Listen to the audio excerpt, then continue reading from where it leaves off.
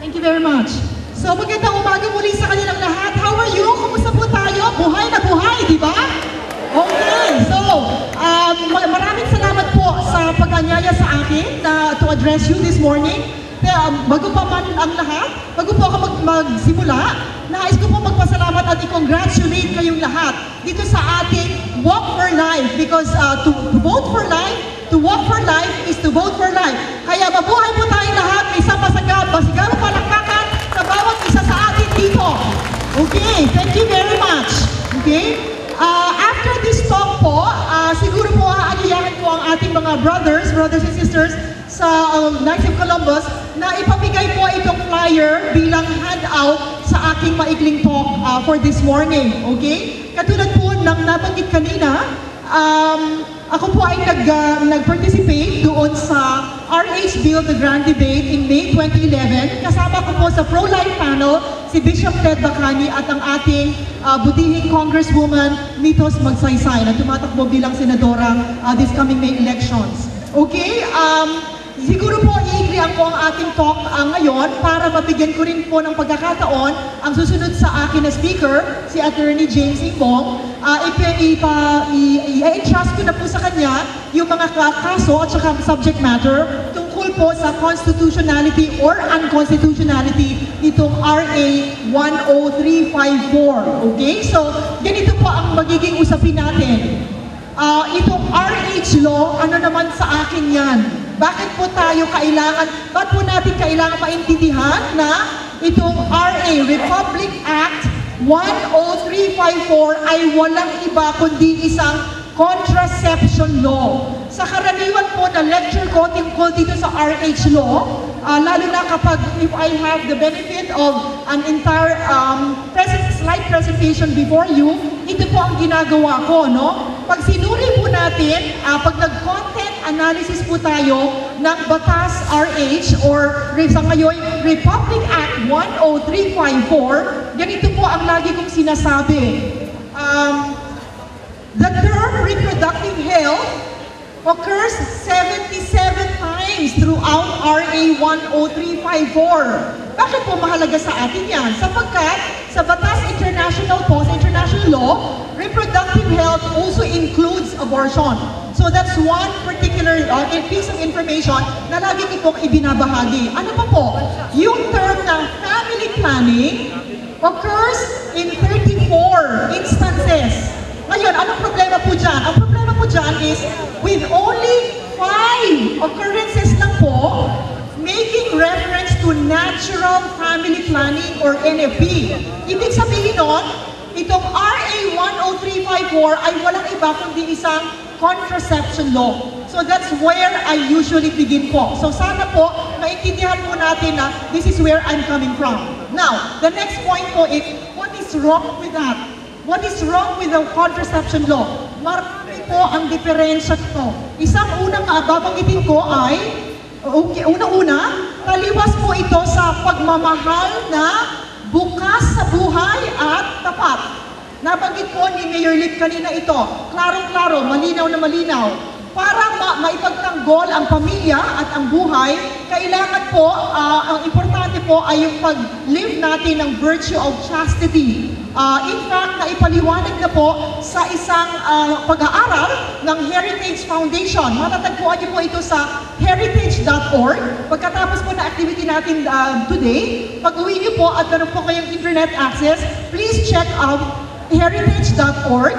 That is the website of Heritage Foundation na napatunayan na po na ang tiyak na pamamaraan ng tinatawag nilang unwanted pregnancies or teenage pregnancies ay ang pag-practice ng abstinence. Sexual abstinence until marriage, especially for the singles, and for the legitimately married couples, to practice abstinence is responsible parenthood is nothing but chastity in marriage, which involves 2 characteristics, isang katapatan ng mag-asawa at saka yung pagiging bukas sa buhay.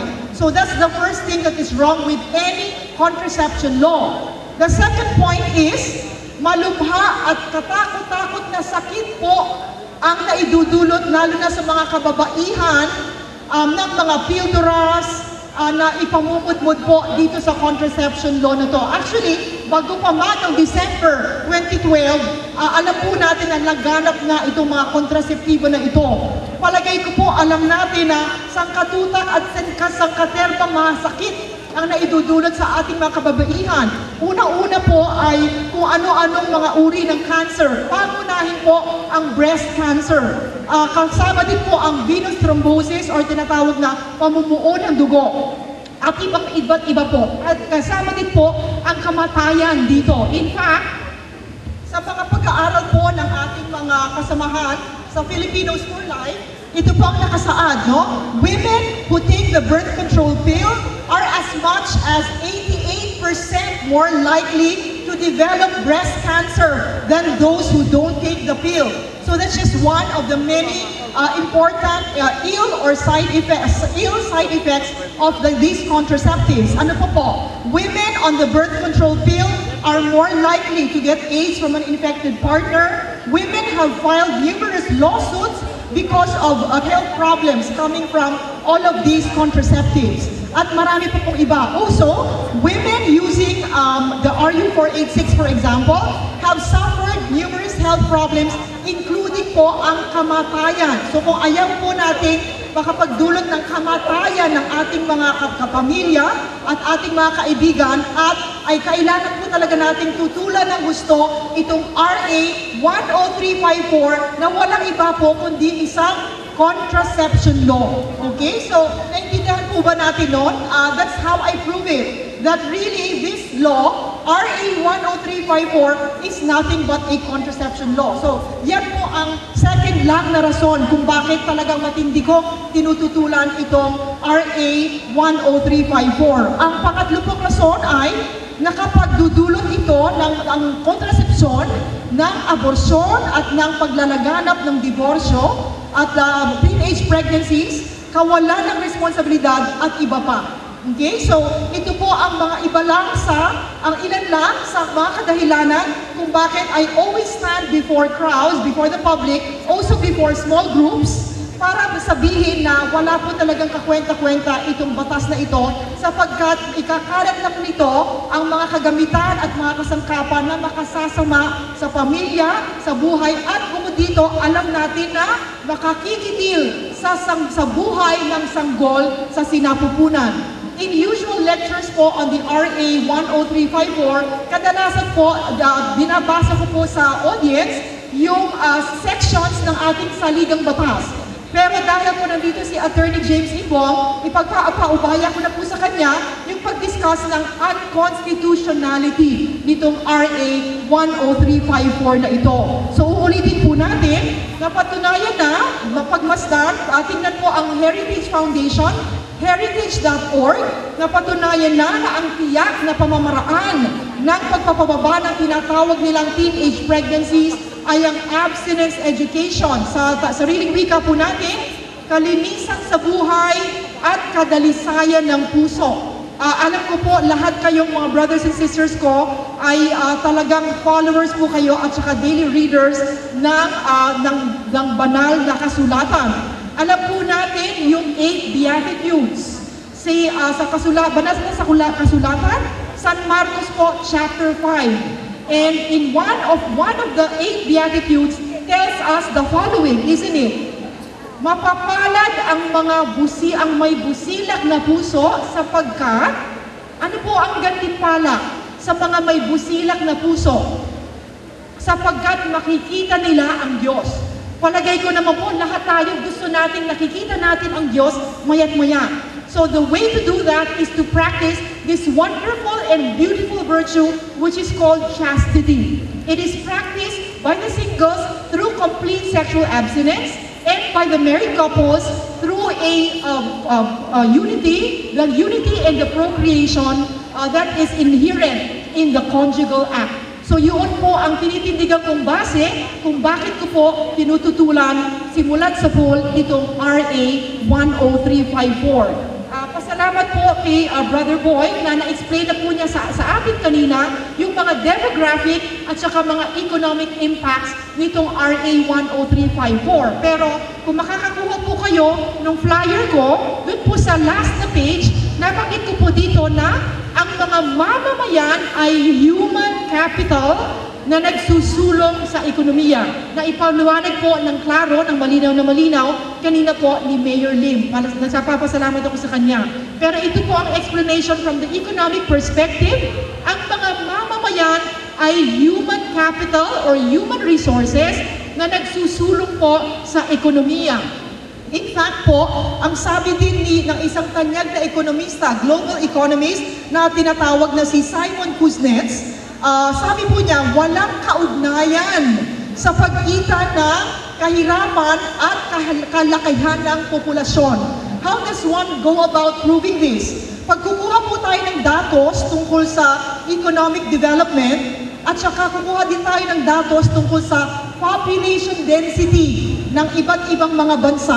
In fact, marami pong datos na nagsasabi, kasama ang mga Asian countries na, may mga Asian countries na mataas ang population density. Ibig sabihin po yun yung numero ng tao sa bawat metro kwadrado ng lupa. Ngunit mataas din ang kanilang GDP per capita, yung kanilang tinatawag na gross domestic product per head, per number of the population. So, ibig sabihin, wala talagang historical na correlation or kaugnayan between poverty and population or population growth. So, yan ang gusto ko idagdag sa paliwanag na napakalinaw kanina ni Brother Boy when he was talking to us about the demographic and the economic impacts. Okay? So, we have done the medical aspects. We also have done the economic aspects. I would like to end by saying that nakakalungkot po dito sa usaping RH from the very start. Unang-una, alam natin na this is nothing but a eugenics bill. Pag sinabi pong eugenics, it's nothing but a birth control policy. So walang iba kundi isang policy na nagtatangkang bawasan ang populasyon, lalong-lalo na dito sa mga third world countries. Ano po ang ebidensya ko dito? Napag-alaman po kina Dr. Ray H. Chavez, kasamahan po namin sa Filipinos for Life, na ang mga bakuna sa tetanus, noon pa man noong 1995, at ngayon ay ilalagay sa hepatitis B vaccines, ay hinaluan ng tinatawag na human chorionic gonadotrophin or HCG na nagdulot ng pagkakalaglag ng mga sanggol sa sinapupunan ng maraming mga inang nagdadalang tao noong taong 1995 at mga susunod na mga taon. Ito po ay pagpapatunay na pagpapatupad lalo na ng mga superpowers ng tinatawag po na eugenics. Kaya po, simula noon po, for several years after, mapupunan niyo po, marami pong kababaihan sa Pilipinas na sa kasawiang palad ay nagkaroon ng maraming miscarriages at hindi magkaroon ng anak. Okay, so mapagpapatunay po, evidence from our friend, Dr. Ray H. Chavez. Okay, so apart from it being a birth control policy or birth control law, isa pang nawala, walang-wala po, nag-disappearing act na po dito sa isa po yung RH, sapagkat ako po ay isang ethics professor sa UP, lagi ko pong binabanggit po na dito sa usaping RH, nawala na po yung usaping values at saka virtues. Ang kailangan po ng mga tao, ng mga Pilipino, lalong-lalo na ng ating mga kabataan, ay usaping paano tayo magkakaroon ng katatagan, ng disiplina sa sarili. And above all, since I'm also an educator, mas kailangan, mas naaayon sa fiscal responsibility, na ilaan ang salapi, imbis na dito sa mga kontraseptibo na ito, na makasasama lang sa atin, mas kailangan na ilagay itong salapi na ito sa mga tunay at tiyak na pamamaraan para mabigyan ng edukasyon at trabaho at para umunlad ang ekonomiya ng ating mga bansa. Ano ba ang mga sinabi ng tanyag na Pilipino ekonomista na si Dr. Bernie Villegas tungkol sa solutions to mass poverty? Ang mga sinabi niya ganito: respect for market forces. Ano pa po? Focus on infrastructure development, especially in the countryside. Kailangan dito ilagay ang salapi sapagkat ito ang mga may katiyakang magpapaunlad sa ating bansa. Ano pa po? Assisting small and medium-scale enterprises as as well as the small farms. Ano pa po? Improve quality of basic education. Talaga po ako, sang-ayon po ako doon kasi talagang alam natin na yung edukasyon, especially in the basic subject matters, science, math, arts, languages, from grade school to high school, and also para mailagay sa either sa textbook education after high school or dun sa mga gusto mag-education sa mga pamantasan, dapat po talaga doon ilagay sapagkat yun ang may katiyakang correlation between education and economic development. Wala pong kinalaman ang mga kontrasepsyon, ang kontraseptibo sa development ng tao at kasama din ang development ng ekonomiya. Ano po? Improve governance. Dito po dapat talaga natin pagtuunan ng pansin to improve governance in both public and private sectors. Okay? So, maraming salamat muli sa inyong pakikinig dito. Pero gusto ko po sana kayayahan ng lahat. Kung may panahon po kayo after today, bisita po ang aming website, filipinosforlife.com. Makakahanap po kayo doon ng complete slide presentations on the RA 10354. Maraming salamat po at mabuhay tayong lahat. Magandang umaga po sa kanilang lahat.